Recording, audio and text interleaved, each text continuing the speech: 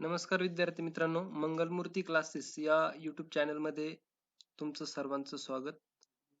तर पहा, आजच्या व्हिडिओमध्ये आपण जो टॉपिक डिस्कस करणार आहे तो आहे law of conservation of momentum. तर तुम्हाला मोमेंटम म्हणजे काय हे माहिती आहे. What is mean by momentum? Momentum is the product of mass and velocity. जर तुम्ही एखादा ऑब्जेक्ट कन्सिडर केला आणि त्या ऑब्जेक्टचं जर तुम्ही मास घेतला आणि त्याची जी काही व्हेलॉसिटी घेतली, म्हणजेच तो ऑब्जेक्ट मोशन मध्ये असणार आहे, त्याची व्हेलॉसिटी घेतली आणि मास आणि व्हेलॉसिटीचा जर तुम्ही प्रोडक्ट केला, तर तुम्हाला त्या ठिकाणी तो जो काही प्रोडक्ट आहे तो प्रोडक्ट काय दाखवतो, तर मोमेंटम दाखवतो. तर त्यावरूनच आपण आजचा जो काही टॉपिक आहे law of conservation of momentum तो डिस्कस करणार आहे. तर पहा, suppose an object A has mass m1 and its initial velocity is u1, and object B has mass m2 and initial velocity u2. आपल्याला दोन ऑब्जेक्ट कन्सिडर करायचे, object A and object B. Object A साठी जे काही मास आहे ते m1 ने दाखवले. ऑब्जेक्ट A ची जी काही व्हेलॉसिटी आहे ती इनिशियल व्हेलॉसिटी आहे ती आपण u1 ने दाखवलेली आहे. सेम त्याच प्रकारे आपण ऑब्जेक्ट बी चं मास m2 ने दाखवलेलं आहे आणि बी ची जी काही इनिशियल व्हेलॉसिटी ती u2 ने दाखवलेली.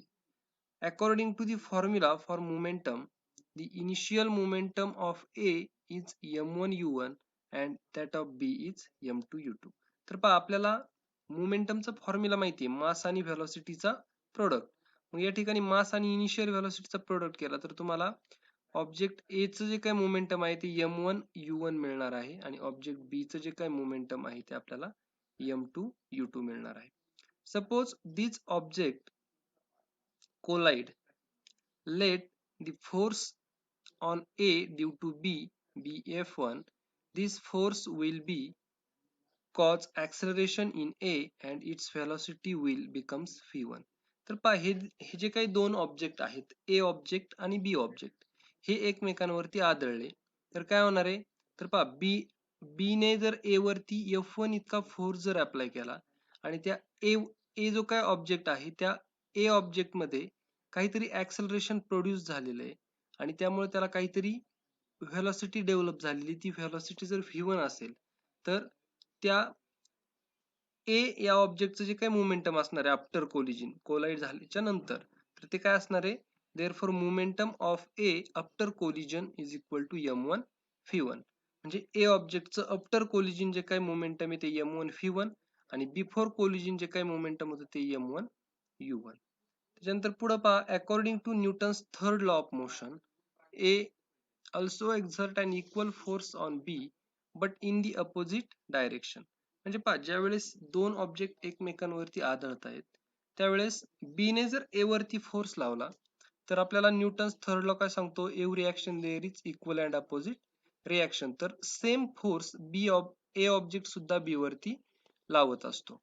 तर मग त्यामुळे काय होते पहा, this will cause a change in momentum of B. त्याच्यामुळे काय होणार आहे? बी ऑब्जेक्टच्या पण मोमेंटम मध्ये चेंज होणार आहे. If it's velocity after collision is v2, म्हणजे पहा, कोलिजन झाल्याच्या नंतर बी ऑब्जेक्टची जी व्हेलॉसिटी आहे ती जर v2 असेल तर मग पहा, the momentum of B after collision is equal to m2 v2. म्हणजेच त्या ठिकाणी आफ्टर कोलिजन बी ऑब्जेक्टचं जे काही मोमेंटम असणार आहे ते m2 v2 असणार आहे. बिफोर कोलिजन किती होतं? m1 m2 u2 होतं आणि आता आफ्टर कोलिजन काय असणार आहे ते m2 v2. If F2 is the force that acts on object B, तर पहा, F2 हा जर फोर्स B ऑब्जेक्टवर ऍक्ट झाला असेल तर पहा, ते दोन्ही फोर्स सेम आहेत, इक्वल आहेत, फक्त त्यांच्या डायरेक्शन एकमेकांच्या अपोजिट आहे. म्हणून आपण काय लिहू शकतो? F2 is equal to minus F1. म्हणजे ते दोन, त्यांचे मॅग्निट्यूड सेम आहेत, इक्वल आहेत, परंतु त्यांच्या डायरेक्शन अपोजिट असल्यामुळे या ठिकाणी आपल्याला निगेटिव्ह साइन पाहायला मिळते. मग आता F2 is equal to minus F1 आपण लिहिलं तर त्या ठिकाणी आपल्याला न्यूटन सेकंड लॉ वरून फोर्सचा जो काही फॉर्म्युला आहे, force is equal to mass into acceleration, हा फॉर्म्युला माहिती आहे. त्या फॉर्म्युल्यावरून आपण इथे F2 साठी m2 a2 लिहू शकतो आणि F1 साठी m1 a1 लिहू शकतो आणि या ठिकाणी निगेटिव्ह साइन आहे असंच लिहून ठेवणार आहे. पहा, पुढे आपल्याला रिझन दिलेले आहे, F is equal to ma हा फॉर्म्युला आहे, त्याच्यावरून आपण अशा पद्धतीने F1 F2 च्या व्हॅल्यू लिहू शकतो. आता इथं पहा, m2 आहे तसंच लिहून घेतलंय आपण इंटू, आता a2 म्हणजे काय? ऍक्सलरेशन प्रोड्युस्ड इन ऑब्जेक्ट बी. बरोबर. बी ऑब्जेक्ट मध्ये जे काही ऍक्सलरेशन प्रोड्यूस झाली त्याला आपण A2 ने दाखवलंय. तर ऍक्सलरेशन आहे म्हणजे change in velocity upon time. Change in velocity किती झालेलं आहे तर पहा, final velocity minus initial velocity B object साठी. तर V2 minus U2 divided by तो चेंज होण्यासाठी लागलेला टाइम. तर हा ऍक्सलरेशनचा फॉर्म्युला आहे. त्याच्यानंतर सेम पुढं is equal to minus M1 आहे तसंच लिहिला. A1 साठी आपण फॉर्म्युला काय दिला, V1 minus U1 upon T. पुढे रिझन दिलेलं आहे की ऍक्सलरेशन म्हणजे काय असतं, change in velocity upon time. आता पुढे पहा काय होतंय, M2 आता दोन्ही साईडचे जे काही टी आहेत ते दोन्ही साईडचे टी त्या ठिकाणी काय केलेले आहेत, कॅन्सल केलेले आहेत. दोन्ही साईडचे टी काय केलेले त्या ठिकाणी कॅन्सल केलेली. पहा हा टी ह्या टी शी काय होईल, कॅन्सल होईल. त्याच्यानंतर मग उरतंय काय, M2 आणि हे जे काही ब्रॅकेट हे आहे तसंच लिहिलं is equal to minus M1 आणि हे ब्रॅकेट आहे तसंच आपण या ठिकाणी लिहून काढलेले. त्याच्यानंतर नेक्स्ट स्टेपला पहा काय होतंय, या ठिकाणी M2 ने आपण ह्या ब्रॅकेटला मल्टिप्लाय करून घेऊ.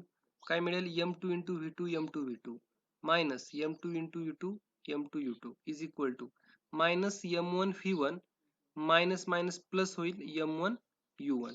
या ठिकाणी हा जो काही मायनस M1 V1 आहे तो राईट साईडला निगेटिव्ह आहे, त्याला जर आपण लेफ्ट साईडला शिफ्ट केलं तर तो पॉझिटिव्ह होईल. आणि हा लेफ्ट साईडला M2 U2 आहे तो निगेटिव्ह आहे, तो आपण राईट साईडला नेल्यानंतर तो पॉझिटिव्ह होईल. म्हणजे या ठिकाणी आपल्याला नेक्स्ट स्टेपला काय मिळतं, तर M2 V2 plus M1 V1 is equal to M1 U1 plus M2 U2. आता याच्यावरून आपल्याला काय पाहायला मिळते पहा,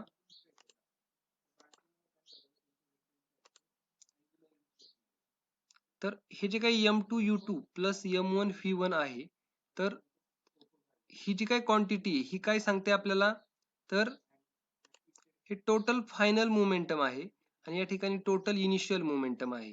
पहा या ठिकाणी U1 U2 दिसते आणि या लेफ्ट साईडला V1 V2 दिसतोय. म्हणजे या ठिकाणी हे फायनल मोमेंटम आहे आणि हे राईट साईडला इनिशियल मोमेंटम आहे. म्हणजे ह्या इक्वेशन वरून आपल्याला काय समजते, तर जे काही टोटल फायनल मोमेंटम आहे ते कशाचे इक्वल आहे, टोटल इनिशियल मोमेंटमच्या इक्वल आहे. म्हणून आपण स्टेटमेंट मध्ये काय लिहू शकतो, the magnitude of total final momentum is equal to the magnitude of total initial momentum. Thus, if no external force is acting on two objects, then their total initial momentum is equal to their total final momentum. This statement is true for any number of objects. तर पहा, जर एखाद्या object वर external force जर act नसेल तर त्या ठिकाणी त्या दोन ऑब्जेक्टचं जे काही टोटल इनिशियल मोमेंटम असणार आहे तर ते कशाचे इक्वल असते, तर टोटल फायनल मोमेंटमच्या इक्वल असते. आणि हे जे काही स्टेटमेंट आहे हे स्टेटमेंट तुम्ही कितीही नंबर ऑफ ऑब्जेक्ट घेतले, 2 घ्या, 3 घ्या, 4 घ्या, 5 घ्या, तर ते सगळ्या ऑब्जेक्ट साठी किंवा मोर नंबर ऑफ ऑब्जेक्ट साठी ते ट्रू असणार आहे. मग आता खाली आपल्याला काय दिले पहा, when no external force acts on two interacting objects their total momentum remains constant, it does not change. तर हे जे काही स्टेटमेंट आहे, स्टेटमेंट काय आहे, कशाचं आहे, तर लॉ ऑफ कॉन्झर्वेशन ऑफ मोमेंटमचं स्टेटमेंट आहे. पहा, जर एक्सटर्नल फोर्स जर ऍक्ट नसेल दोन ऑब्जेक्टवर तर त्यांचं जे काही टोटल मोमेंटम आहे ते कॉन्स्टंट राहते. इट डज नॉट चेंज, ते चेंज होत नाही. This is a corollary to Newton's third law of motion. The momentum is unchanged after the collision. The momentum gets distributed between the colliding objects. The momentum of one of the object decreases while the, that of the other increases. Thus, we can also state this corollary as follows. तर पहा या ठिकाणी काय सांगितलं आपल्याला, तर जे काही टोटल मोमेंटम असतं ते कॉन्स्टंट राहते किंवा जे काही दोन ऑब्जेक्ट आहेत त्यांचं मोमेंटम काय होते, डिस्ट्रीब्यूट होते कोलिजन नंतर. म्हणजे सुरुवातीला पहिल्या ऑब्जेक्टचं जर मोमेंटम डिक्रीज झालं तर दुसऱ्या ऑब्जेक्टचं मोमेंटम इन्क्रीज होते. म्हणजेच या ठिकाणी टोटल जे काही मोमेंटम येते त्या ठिकाणी कॉन्स्टंट राहते. मग आता आपल्याला पहा त्याची कोरोलरी अजून वेगळ्या स्टेटमेंट मध्ये दिलेली आहे. When two objects collide, the total momentum before collision is equal to the total momentum after collision.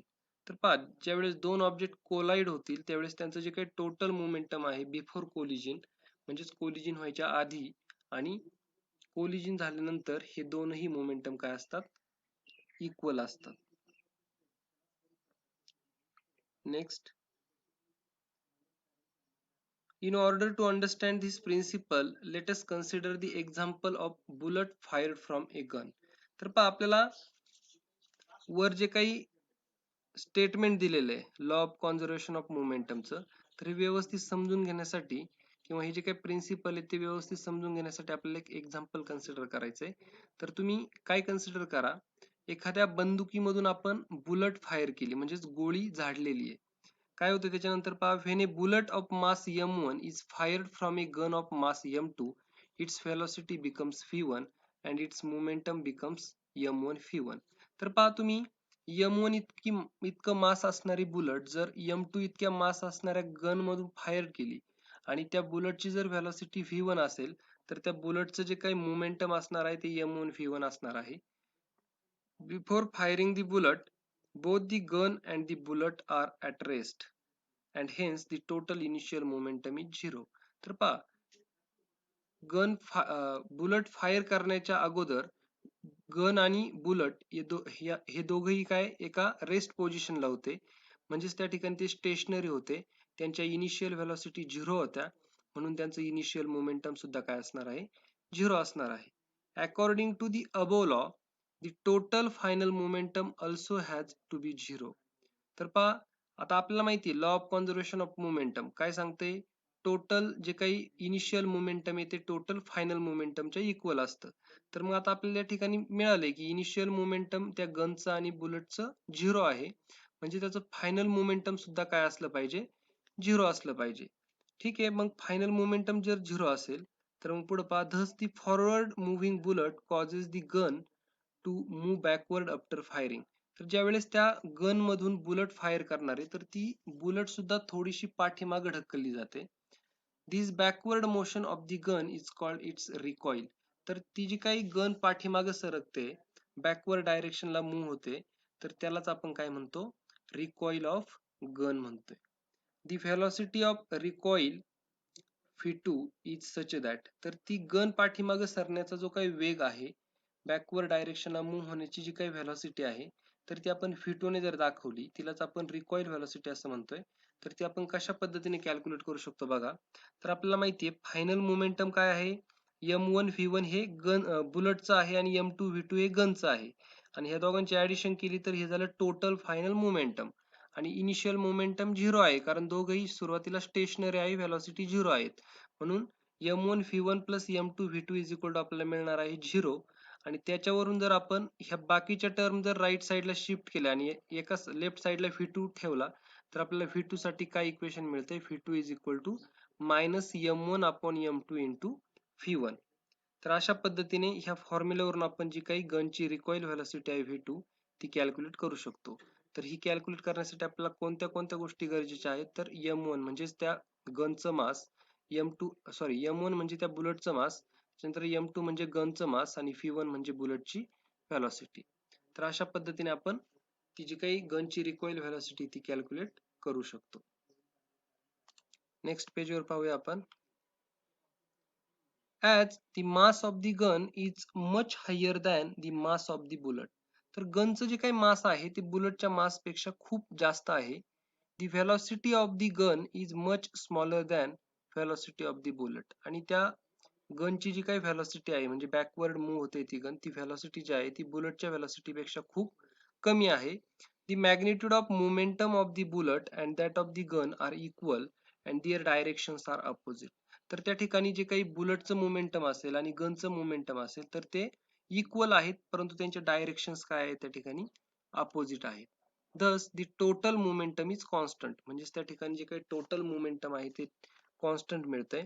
Total momentum is also constant during the launch of A rocket. तर पहा, रॉकेट लॉन्च करताना तुम्ही पाहिलं असेल तर त्या ठिकाणी सुद्धा जे काही टोटल मोमेंटम आहे ते कॉन्स्टंट ठेवलं जातं. तर अशा पद्धतीने हा जो चॅप्टर आहे हा या ठिकाणी संपलेला आहे. त्याच्यानंतर आपण पाहूया solve example. First solve example आपल्याला दिलेलं आहे. The mass of a cannon is 500 kg and it recoil with a speed of 0.25 metre per second. What is the momentum of the cannon. तर पहा, एक तोफ आहे, त्या तोफेचं जे काही मास आहे ते आपल्याला दिलेले 500 kg and its recoil with a speed of 0.25 metre. तर ती जी काही तोफ आहे तिची रिकॉईल व्हेलॉसिटी म्हणजे पाठीमागे सरकण्याचा जे काही वेग आहे तो 0.25 मीटर पर सेकंड इतका आहे. आपल्याला विचारले what is the momentum of the Canon. म्हणजे पहा आपल्याला त्या कॅनॉनचं जे काही मास आहे ते दिलेलं आहे आणि त्या कॅनॉनची जी काही व्हेलॉसिटी ती दिलेली आहे आणि आपल्याला त्या कॅनॉनचं मोमेंटम फाइंड आउट करायचं आहे. तर आपल्याला दिलेल्या गोष्टी आपण आधी गिव्हन मध्ये लिहून घेऊ. तर mass of cannon is equal to 500 kg, recoil speed is equal to 0.25 metre per second, momentum is equal to question mark. Momentum आपल्याला फाइंड आउट करायचंय. तर मोमेंटमचा फॉर्म्युला काय, मास इंटू व्हेलॉसिटी. मास किती दिलेलं आहे आपल्याला 500, व्हेलॉसिटी किती दिलेली 0.25. जर तुम्ही ह्या दोघांचं मल्टिप्लिकेशन जर केलं तर त्या ठिकाणी त्यांचं मल्टिप्लिकेशन किती येणार आहे तर 125 किलोग्रॅम मीटर पर सेकंड इतके येणार आहे. आता बघा किलोग्रॅम हे मासचं युनिट आहे आणि मीटर पर सेकंड हे व्हेलॉसिटीचं युनिट आहे. त्याच्यामुळे मोमेंटमचं युनिट काय मिळतं आपल्याला किलोग्रॅम मीटर पर सेकंड. तर अशा पद्धतीने फर्स्ट एक्झाम्पल होतं, सोपं होतं. त्याच्यानंतर सेकंड एक्झाम्पल पाहूया आपण. Two balls have masses of 50 gram and 100 gram and they are moving along the same line in the same direction with velocities of 3 meter per second and 1.5 meter per second respectively. They collide with each other and after collision the first ball moves with a velocity of 2.5 meter per second. Calculate velocity of the other ball after collision. तर पहा आपल्याला हे जे काही example दिले, example सुरुवातीला वाचून घ्या, व्यवस्थित समजून घ्या. काय दिले त्या गोष्टी आपण नोट डाऊन करून घेऊ.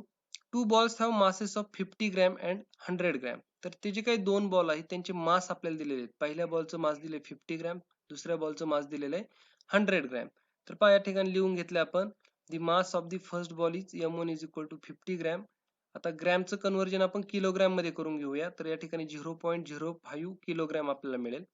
त्याच्यानंतर पहा mass of the second ball m2 is equal to 100 gram is equal to 0.1 kilogram. 100 ग्रॅमचं कन्व्हर्जन आपण 1 किलोग्रॅम मध्ये केलेलं आहे.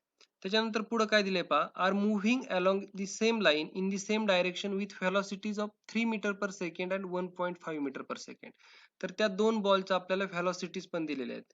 तर इनिशियल व्हेलॉसिटी काय दिलेली आहे पहा, initial velocity of the first ball u1 is equal to किती आहे 3 metre per second and initial velocity of the second ball u2 is equal to 1.5 metre per second. ठीक आहे, आपण व्हेलॉसिटीज पण त्यांच्या इनिशियल व्हेलॉसिटीज लिहून घेतल्या, मास लिहून घेतले. त्याच्यानंतर पुढे पहा, दे कोलाइड विथ इच अदर. आता ते त्या व्हेलॉसिटीने जात आहेत आणि आता त्या व्हेलॉसिटीने गेल्यानंतर ते एकमेकांना काय होत आहेत, कोलाइड होत आहेत, एकमेकांवर आदळत आहेत.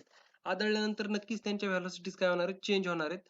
तर मग त्यांचे जे काही व्हेलॉसिटी चेंज होत आहेत तर आपल्याला काय दिले पहा पुढं, the first ball moves with a velocity of 2.5 metre per second. तर फर्स्ट जो काही बॉल आहे त्याची व्हेलॉसिटी किती मिळाली आपल्याला after collision 2.5 metre per second. आणि पुढे काय सांगितलं, calculate the velocity of the other ball after collision. तर दुसऱ्या बॉलची कोलिजन नंतरची व्हेलॉसिटी आपल्याला कॅल्क्युलेट करायची, म्हणजे v1 आपल्याला दिलेली, v2 कॅल्क्युलेट करायची. तर पहा final velocity of first ball दिलेली आपल्याला v1 is equal to 2.5 metre per second आणि आपल्याला final velocity of second ball काढायची v2 is equal to question mark. तर पहा आपल्याला law of conservation of momentum माहिती आहे. मग त्या लॉ ऑफ कॉन्झर्वेशन ऑफ मोमेंटमचा आपण यूज करूया. काय, total initial momentum is equal to total final momentum. आता इनिशियल मोमेंटम म्हणजे तिथे u1 u2 येणार आहे पहा, m1 u1 plus m2 u2 हे झालं टोटल इनिशियल मोमेंटम. त्याच्यानंतर m1 v1 plus m2 v2 हे झालं टोटल फायनल मोमेंटम. तर हे काय असतं, इक्वल असतं. हे कोण सांगतंय तर law of conservation of momentum सांगतोय. मग आपण याच्यामध्ये व्हॅल्यू पुट करू आणि v2 फाइंड आउट करूयात.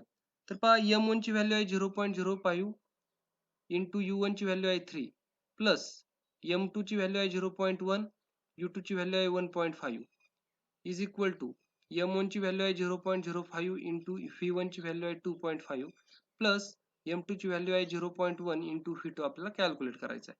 मग पहा आपण इथं मल्टिप्लिकेशन करून घेऊ. 0.05 इंटू 3 किती येतात 0.15 येतात प्लस 0.1 इंटू 1.5 किती येतात 0.15 येतात इज इक्वल टू 0.05 इंटू 2.5 किती येतात 0.125 प्लस 0.1 इंटू v2 काय येणार 0.1 v2. मग या ठिकाणी यांची जी काही ऍडिशन आहे 0.15 प्लस 0.15 तर ती आपल्याला मिळते 0.3 इज इक्वल टू हे आहे तसंच लिहून घेतलं. त्याच्यानंतर हा जो काही 0.125 आहे तो आपण जर लेफ्ट साईडला शिफ्ट केला तर तो निगेटिव्ह होईल, म्हणजे 0.3 मधून तो मायनस होईल. म्हणजे आपल्याला 0.1 v2 इज इक्वल टू काय मिळते 0.3 minus 0.125. Therefore V2 is equal to आता V2 0.1 हा इकडे जो काही मल्टिप्लाय आहे तो तिकडे गेल्यानंतर काय होईल डिवाइड होईल. म्हणजे पहा यांची जी काही सबट्रॅक्शन आलेली आहे 0.3 मायनस 0.125 ती सबट्रॅक्शन मिळाली 0.175 डिवायडेड बाय हा जो काही 0.1 आहे तो इकडे आल्यानंतर डिवाइड झालेला आहे 0.1 आणि हे जे काही आन्सर आहे हे जर तुम्ही याचं कॅल्क्युलेशन केलं तर तुम्हाला V2 ची व्हॅल्यू मिळणार आहे 1.75 मीटर पर सेकंड. तर अशा पद्धतीने जो काही सेकंड बॉल होता त्या सेकंड बॉलची आफ्टर कोलिजन जी काही व्हेलॉसिटी असणार आहे फायनल व्हेलॉसिटी तर ती आपल्याला मिळते 1.75 मीटर पर सेकंड. तर अशा पद्धतीने हा जो काही फर्स्ट चॅप्टर होता हा या ठिकाणी कंप्लीट झालेला आहे. तर पहा आजच्या टॉपिक मध्ये जर कोणाला काही शंका असतील तर कमेंट सेक्शन मध्ये विचारा. व्हिडिओ आवडल्यास लाईक करा, चॅनल सबस्क्राईब करा. थँक्यू.